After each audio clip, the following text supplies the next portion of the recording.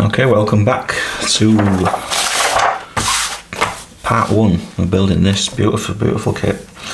Now then, I'm going to start breaking ground on this one with the standard thing, which is the cockpit area. Now then, what I'm going to do, as I've mentioned in the previous video that I made, I'm not going to use aftermarket parts in this. I'm going to resist. But what I am going to do is analyse every part that I put into the model and decide, do I keep it as it is, modify it, or replace it with my own stuff, not aftermarket stuff. So the first thing I need to do is get together all the little pieces here. Now this is the seat part, if you like. This is the pilot's rear headrest with the armour in it, and that's the side, the bit where all the flare dispensers are and stuff like that. And then it goes on to seat belts, back cushion, more seat belts, the cushion, that's a parachute, I think. So you're building this assembly here, which at this scale is quite a detailed affair really. And then it goes on, it just goes on and on and on. But you just got to look at, when you build this sort of model of this scale, and I don't want to teach it suck eggs, but when you're building a model like this, you're not building one model, you're building sub-assemblies. You're building models that all come together as individual models to make one big one.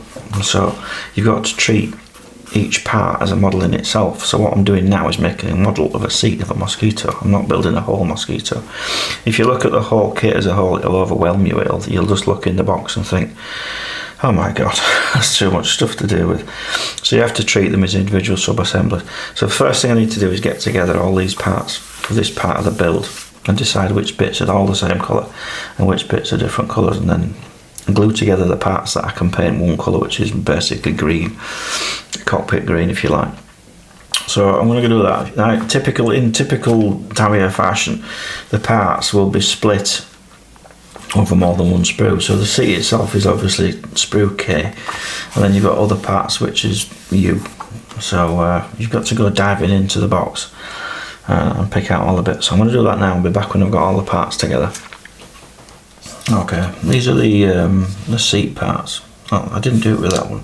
But what you might notice when I've started cutting things off sprues, I don't cut the part off the sprue right up to the edge of the part itself. I have to put my glasses on there, because I've found if you're not careful, it depends on what cutters you use. I don't buy expensive cutters, but you can't always get your cutters into the sprue rope well, so I end up taking a chunk out of the part itself. So what I try and do is just remove it as best I can with so you've got that part there with the sprue connections, if you like, and then it's easier to get to it, and then you can nibble away at it. So that's getting in the way already. It leaves a little stub there, but you're not damaging the part. And again with the same here if I can. It's a more controlled way of doing it, if you like. On this particular part I don't think it's a big deal. And then you can carefully remove the part, the sprue part, with a very sharp blade. And if you try to cut that close to that part with a pair of cutters, I don't think you can really. Or at least I can't with the cutters I've got. So I'm just inspecting the parts really. Do I need to change this or modify it? No, these are fine. So I'll just get these bits cleaned up. So I'll do it off camera. Again with the seat, they join together at those edges there, so it's not really a big deal, but you can certainly do this easier off the sprue. So do these a nice clean up.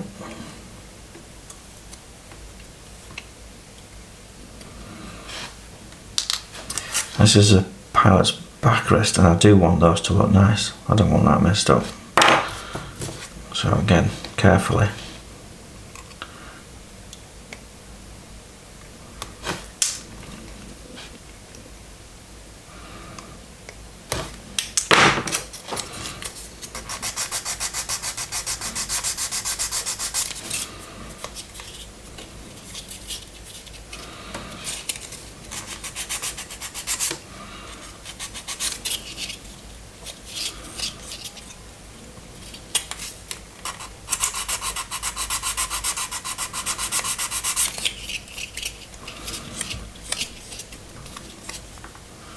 So there's no evidence of any attachment points there.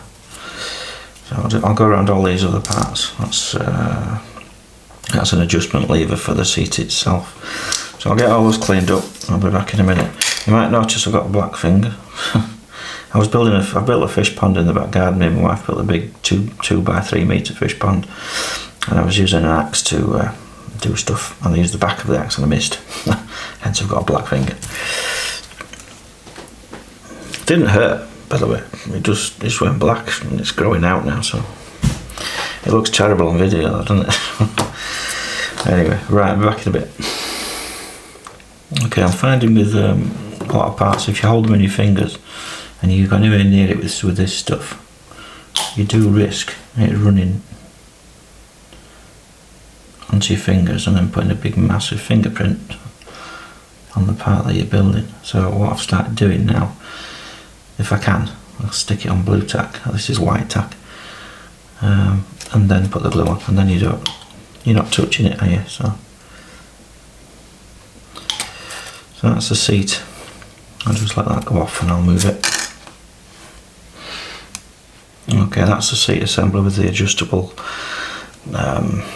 height adjustment for the seat as well. This is a sign of a good kit. Just watch this. I've just glued them on there, and you just put that into that, and it just fits. Everything about it is just perfect. It just fits. Those little spindly things that are straight into the holes. It's a sign of good things to come, is this. So that can be glued in place now. I like to, when I build these sub-assemblies, I like to put as many parts on that are all the same colour, because it's just easier to paint them after they're assembled. So if you painted it green and then painted that bit green, then trying to glue it on there, the glue messes up the paint, and it's just it all goes wrong, doesn't it? And then glue it from the other side as well. So it's let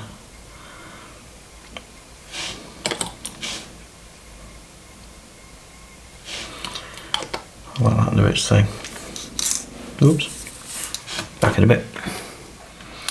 Okay, at this point I had to paint the seat because you can't get underneath there to paint it once it's in the model, so or in the cockpit, which is here. So I've had to just do this little bit. I've fitted this, I think they're flare dispensers, something like that, and there's a bit of PE just there. That's a bit of PE just there, that bracket. Why they didn't mould that in, I don't know, but it's there. There's also a fire extinguisher to go on there, but I didn't want to paint that in situ because it's red and what have you. All that these doing with these flare dispensers, I hope you can see these. They're basically saying it to that colour, whatever they are, buff. So that's what I'll do it. But I'm not going to use the cockpit colour they suggest is obviously XF71, which is what they always suggest, and it's too dark. I mean, I'll show you what I mean. This is a restored aircraft, bear in mind, but I think the colour's pretty good. So if you look at this colour here, I'm going to use AK Real Colours RAF Cockpit Grey Green, which is perfect. It's absolutely perfect. It's not an easy paint to use. I find it a bit weird. It tends to dry a bit. It dries quite shiny, but I never use finished paint anyway. I always lacquer over everything. But colour-wise, that's spot on, is that stuff. Really is. I tested it on a paint mule, which is an old Mosquito kit that I did ages ago that I never finished. So that's the colour it's going to be, and that's what cockpit green looks like when it's horrible. It's too dark. So it's going to end up looking like that. So I'm going to give that a paint, and then I'm going to pick out the flare dispensers, and then that can go into there, maybe, we'll see. So that's the first bit of paint on the model, is that. Right, okay, that's the seat base, if you like. And you've got the adjustment handle with a black handle and a red tip on it. I've put some panel liner in there just to kind of enhance it. Now if you're going to build it as a wartime aircraft, you could weather that even more, obviously, but I'm resisting not doing that because they don't like that when they're not in wartime environments. Painted the flare dispensers the appropriate colour, but they need some panel liner in, but that's just bare paint. That's just XF something, can't remember now. if I put panel liner on it, it'll just make a right mess of it. So it needs lacquering again, does that, unfortunately. Now that unit, when it's done, fits just there like that. Again, perfect, just like that. It goes just in there. It's now standardly good fit. So I'm not going to do that yet, fit that out. I'm going to follow the instructions, which is not like me. The instructions are to fit this seat belt harness part of it anyway. You have it poking through there and it glues at the back, but you have it poking through there and just staying stuck out for a bit until you get the cushion in place. And when the cushion's in place, then you can put the other part of the seat belt in place, and then you got the side belts and everything else. So I'm going to do that. I'm going to paint this seat harness next. So you've got a khaki seat belt, and then you've got your green mounting position there. Then you've got the seat belt buckles. On the picture of the one that's a Tamiya supply, they're black or something similar, but they're not shiny like that. So I'm going to do that first. I'm just hoping that the paint will stick to it, because it wants you to then bend it, you see, and that's where the paint starts to come off. So I'm trying to avoid that happening. Okay, I fitted that belt. What you do, you just push it through the hole. There's a little tab there. You bend down and it clips onto a little peg there. Very, very small. And then there's this piece here, goes there. So you just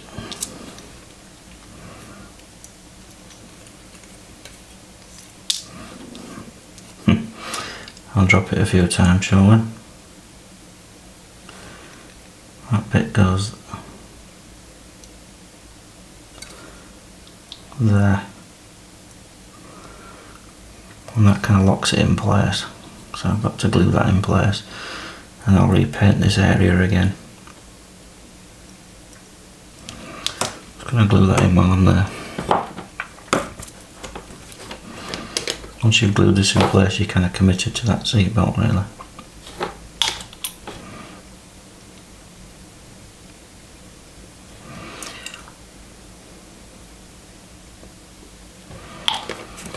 I'll just let that dry and then I'll paint it. So far so good. As I said, I don't trust these metal seat belts. I think it's getting the paint to stay on. I mean,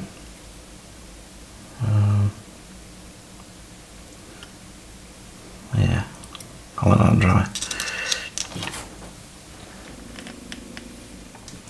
Okay, progress so far. Yeah, that's the seat belts. I think I've mentioned those already.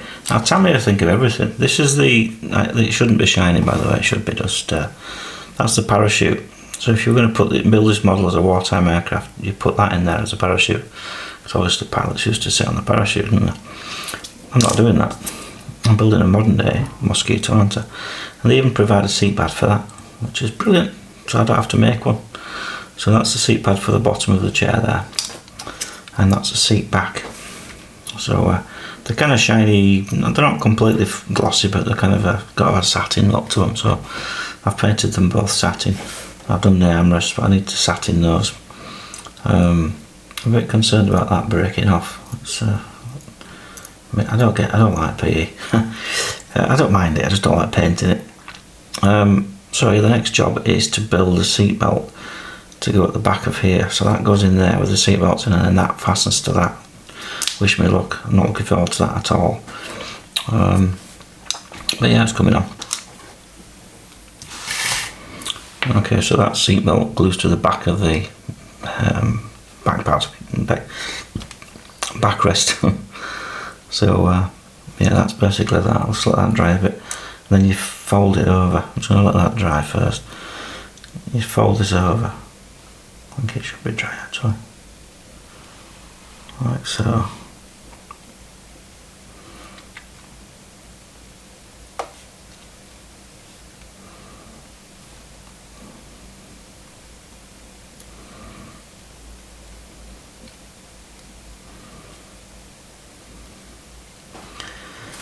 And then that bit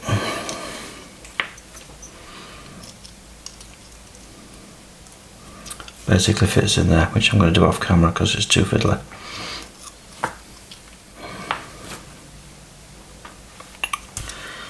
Right, I'm not going to do it with that, so I'll scratch the paint off.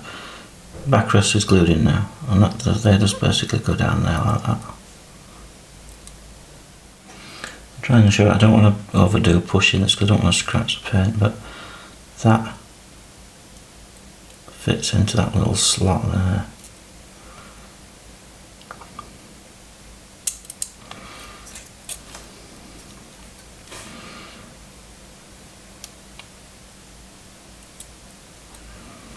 Like so.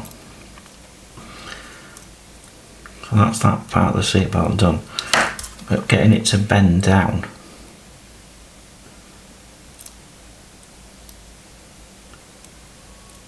and then stay flat is the tricky part. So what we'll have to do is glue them in place.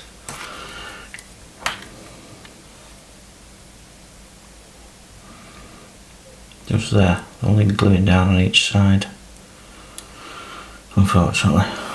So there's not much you can do about that.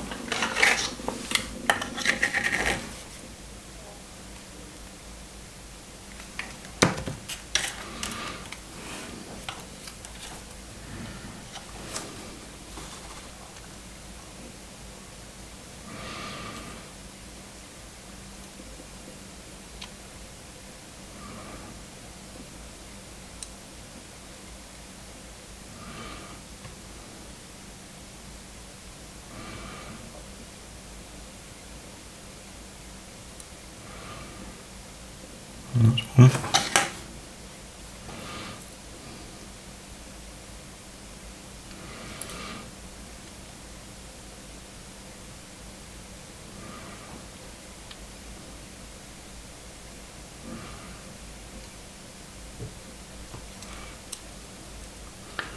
There we go, that's those belts in place. They need picking out now because obviously everything's brown at the moment, it shouldn't be. Okay. A little dangly bit there, I cut it off because they don't exist on modern aircraft.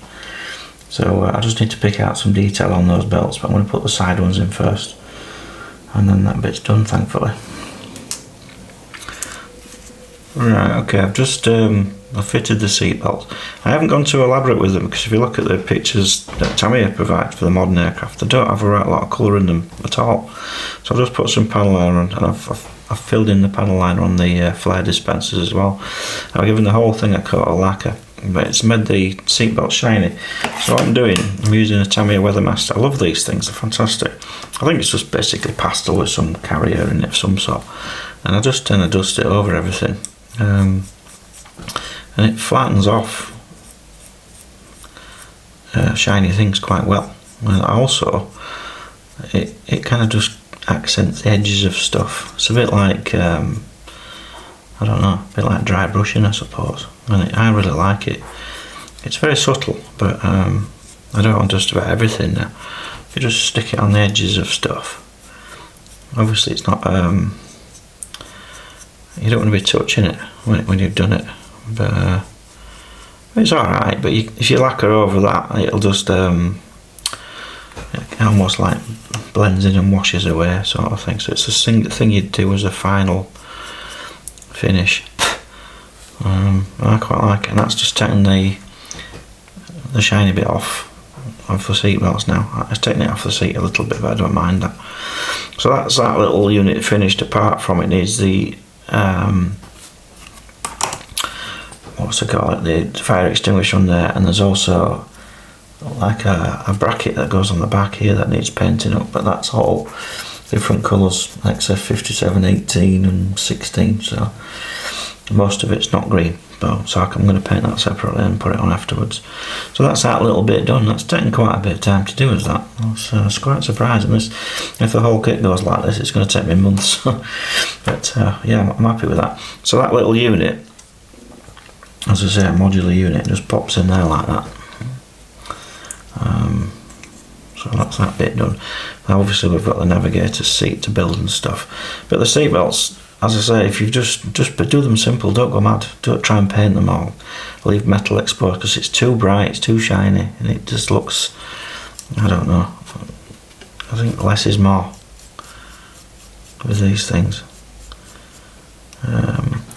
Aftermarket fabric ones, yeah, they'd look better, but I can't do them, they're too small for me, and I don't want to buy any more aftermarket for this anyway. So I'm just going to get rid of that bit of dust there.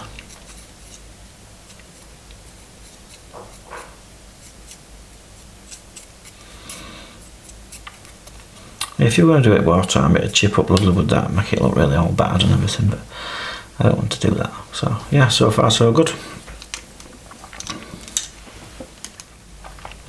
Right, to get to the point where I've finished this sub-assembly, which is this piece here, I need to add 2 more pieces. So we've got a fire extinguisher, which is this piece here, and that's how many colours is on that? We've got a bit of silver on the top of it. I'm going to do it silver, and then the base of it's red. The actual body of the thing is red, and then the little clamp that fastens it to the actual aeroplane is the same as the cockpit colour. That's 3 pieces to paint. Now, to paint red, I always find white is a really good base. Pink's good, but I don't have any pink primer. So that's white primer on that. And then we've got this piece that goes on the back of the seat here. Fits at that angle there. Now the base of that's white. The handle of it is black. The centre part is buff, and then there's a bit of chrome at the middle. So there's 4 colours on that alone. So I'm going to get those things painted up and then fitted onto this piece here. Now what I'm doing out of interest, I don't know if I'm setting a stopwatch going now, and I'm timing how long it's taken to build this thing. I haven't done it for this part, I've only just thought of doing this, but I don't know how long that part has taken me to do, but I started it yesterday, so I can roughly work out how long that's taking me to build. But I can certainly work out going forward how many hours I'm putting into this thing. So when it's completely finished, I'll know how many hours it takes, because people usually often say how long did it take to build that. Now, I never know really, because you just say it in weeks or months, don't you? But you don't know it specifically. So I thought it would be quite fun to just record every time I sit at the bench how long I spend doing it. So that's interesting, maybe, I don't know.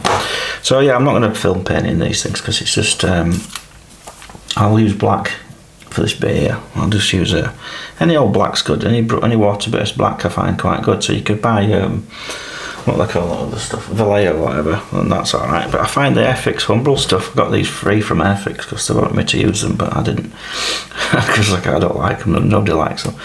They're all right for brush painting. It's for small parts, not for big parts, but brush painting is fine. And I'll brush paint that bit in, that's that colour. I'll leave in that white, obviously, that's why I've painted it white. And I'll do the other bit and brush painted in silver, and I will use Vallejo silver for that, or a chrome pen or something. This I'll spray red, and then I'll pick out the top of the chrome pen and I'll brush paint the side bits. So I'll be back when I've done those. Right, okay, that's the fire extinguisher done. I've painted it gloss, I think it's appropriate, and the top of it black as well. And that's the bit at the back. So that's that, whatever that is. I don't know what that is, but that's the colours it tells me it is anyway, so I'm quite happy with that. So I had the timer going. Where's it gone? Not wrong one. So to paint that and to paint that, fit it, 45 minutes. So I don't know how long it's taken me to do this unit. I'm gonna guess, I don't know, I'll work it out. So that's that bit done. So that's that. I consider that a modular piece. That's an assembly in itself, because that's the way that Tamiya have basically shown it. You know, all this page here is to get to that point there. So as far as I'm concerned, that's section 1 and 2 completed. So the next thing to move on to is adding more furniture into the cockpit floor, which is this piece here. So we've got that's underneath there actually. That's part of the I don't know what that is really. This assembly here, that assembly there, and that assembly there. So when you've got to that stage, we still haven't got the navigator's stuff in there yet. That assembly, that bit there, and then the navigator's bit there, and more seat belts. Oh, I love seat belts so much.